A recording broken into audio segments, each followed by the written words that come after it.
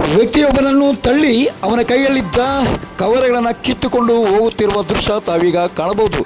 ಎಲ್ಲಪ್ಪ ಇದು ಅಂತಂದರೆ ಪಾವಗಡ ಪಟ್ಟಣದ ತಹಶೀಲ್ದಾರ್ ಕಚೇರಿಯಲ್ಲಿ ನಡೆದ ಆಗ್ನೇಯ ಶಿಕ್ಷಕರ ಪದವೀಧರ ಕ್ಷೇತ್ರದ ಚುನಾವಣೆಯಲ್ಲಿ ಕಂಡುಬಂದ ನೋಟಿಗಾಗಿ ಕಾಸು ಕುರುಡು ಕಾಂಚಾನ ಯಾವ ರೀತಿ ಹರಿದಾಡಿದೆ ಎಂಬುದನ್ನು ತಾವೀಗ ಈ ಒಂದು ದೃಶ್ಯಗಳಲ್ಲಿ ಕಾಣಬಹುದಾಗಿದೆ.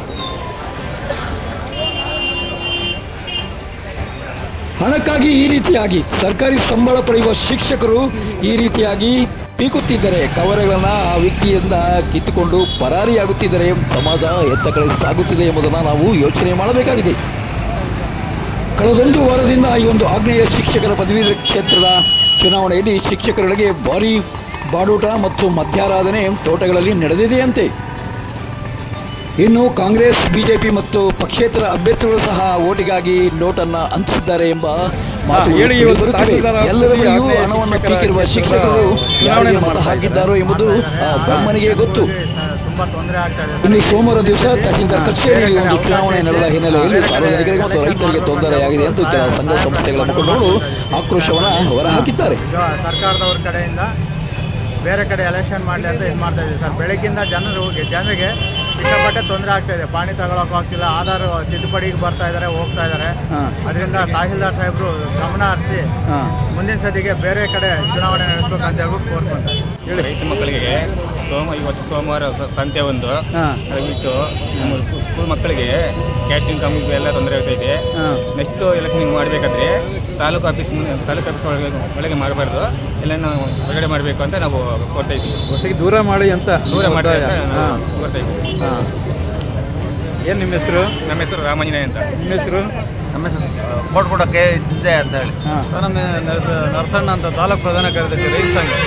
ನಮ್ಮ ಹೆಸರು ಗೋವಿಂದಪ್ಪರ ಅಂತ ರಮೇಶ್ ಅಂತ ಹೇಳ್ಬಿಟ್ಟು, ಗುಂಡ್ಲಳ್ಳಿ ರಮೇಶ್ ಅಂತ ಹೇಳ್ಬಿಟ್ಟು. ಅದೇ ರೀತಿ ಆರಕ್ಷ ಠಾಣೆಯವ್ರ ಸಮೇತ ವೆಹಿಕಲ್ ನಿರೀಕ್ಷಣೆ ಇದು ಮಾಡೋಕ್ಕೆ ಪಾಪ ಬೆಳಗ್ಗಿಂದ ಹರ್ಸಾಹಸ ಪಡ್ತಾ ಇದ್ದಾರೆ. ಟ್ರಾಫಿಕ್ ಇದು ಮಾಡ್ದಂಗೆ ಅವ್ರಿಗೂ ಸಹ ಹಿಂಸೆ ಆಗಿದೆ ಸರ್. ಟ್ರಾಫಿಕ್ ಎಲ್ಲ ಜಾಮ್ ಆಗ್ತಾ ಇದೆ. ಆರಕ್ಷ ಠಾಣೆಯವ್ರಿಗೂ ಸಹ ಪಾಪ ಇದು ಮಾಡ್ಕೊಟ್ಟಂಗೆ ಆಗುತ್ತೆ ಸರ್. ಭಾಳ ತೊಂದರೆ ಅನುಭವಿಸ್ತಾ ಇದ್ದಾರೆ ಅವರು. ಕಾಲೇಜಲ್ಲಿ ಹಾಕಿದ್ರು ಎಲೆಕ್ಷನ್ ಪಾವಗಡದಾಗೆ ರಸ್ತೆ ಮಾಡೋದ್ರಿಂದ ಸಾರ್ವಜನಿಕರಿಗೆ ತುಂಬಾ ತೊಂದರೆ ಆಗಿದೆ. ಇದನ್ನ ಬೇರೆ ಕಡೆ ಸರ್ಕಾರ ಇಲ್ಲೇ ಆದೇಶ ಮಾಡೋದಂತೆ ಬೇರೆ ಕಡೆ ಇದನ್ನ ವ್ಯವಸ್ಥೆ ಮಾಡಬೇಕಾಯಿತು. ಸಾರ್ವಜನಿಕರಿಗೆ ಶಾಲಾ ತೊಂದರೆ ತಾಲೂಕಾಫಿಂದ ಪ್ರತಿಯೊಂದು ಇನ್ನೊಂದು ಅಲ್ಲಿ ಅವ್ಯವಹಾರ ಜಾಸ್ತಿ ನಡೀತಾ ಇದೆ. ರಕ್ಷಣೆ ಕೊಡಬೇಕು ಅಂತ ಹೇಳ್ಬಿಟ್ಟು ಒಂದು ನಮಸ್ಕಾರ. ಸಾರ್ವಜನಿಕರು ಶಾಲಾ ಮಕ್ಕಳಿಗೆ ಕ್ಯಾಶ್ ಇನ್ಕಮ್ ಸ್ಕೂಲ್ ಓಪನ್ಗಳಾಗ್ತಾ ಇದ್ದಾವೆ. ಕ್ಯಾಶ್ ಇನ್ಕಮ್ ಭಾರಿ ತೊಂದರೆ ಆಗ್ತಾಯಿದೆ. ರೈತರಿಗೂ ತೊಂದರೆ ಆಗ್ತಿದೆ. ಪ್ರತಿಯೊಬ್ಬರು ಇವತ್ತು ಸೋಮವಾರ ಪ್ರತಿ ಹಳ್ಳಿ ಜನರು ಸೋಮವಾರ ದಿವಸನೇ ಬರೋದು ಇಲ್ಲಿಗೆ ತಾಲೂಕು ಆಫೀಸ್ಗೆ.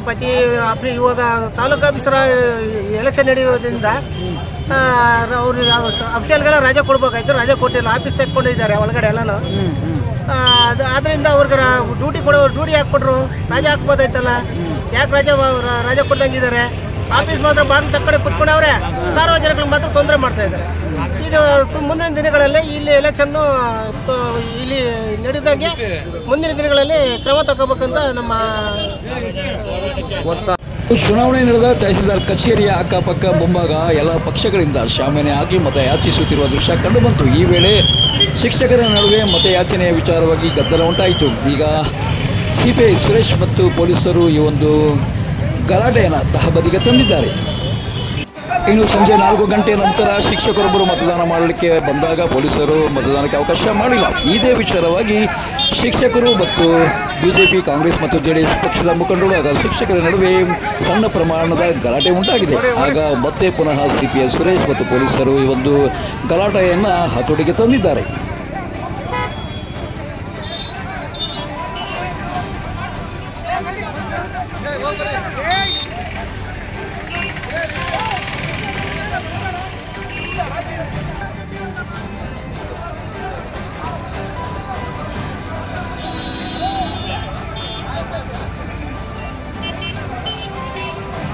ಇದು ಚುನಾವಣೆಯಲ್ಲಿ ಶಿಕ್ಷಕರ ಈ ರೀತಿ ವರ್ತನೆಯಿಂದ ಸಾರ್ವಜನಿಕರು ಕಂಗಾಲಾಗಿದ್ದಾರೆ. ಬೂತ್ ಹತ್ತಿರವೇ ನಗದು ಹಂಚುತ್ತಿದ್ದು ಒಂದು ಕಡೆಯಾದರೆ ಟೋಕನ್ ಮೂಲಕ ಹಣ ಪಡೆಯುತ್ತಿದ್ದು ಮತ್ತೊಂದು ಕಡೆಯಾಗಿದೆ. ಇನ್ನು ಕೆಲ ಶಿಕ್ಷಕರು ತಮಗೆ ಹಣ ಬಂದಿಲ್ಲ ಎಂದು ಒಂದು ಕಡೆಯಿಂದ ಇನ್ನೊಂದು ಕಡೆಗೆ ಗುಂಪಾಗಿ ಹೋಗಿ ಹಣ ಕೇಳುತ್ತಿದ್ದ ದೃಶ್ಯ ಸಾಮಾಜಿಕ ಜಾಲತಾಣಗಳಲ್ಲಿ ವೈರಲ್ ಆಗಿದೆ.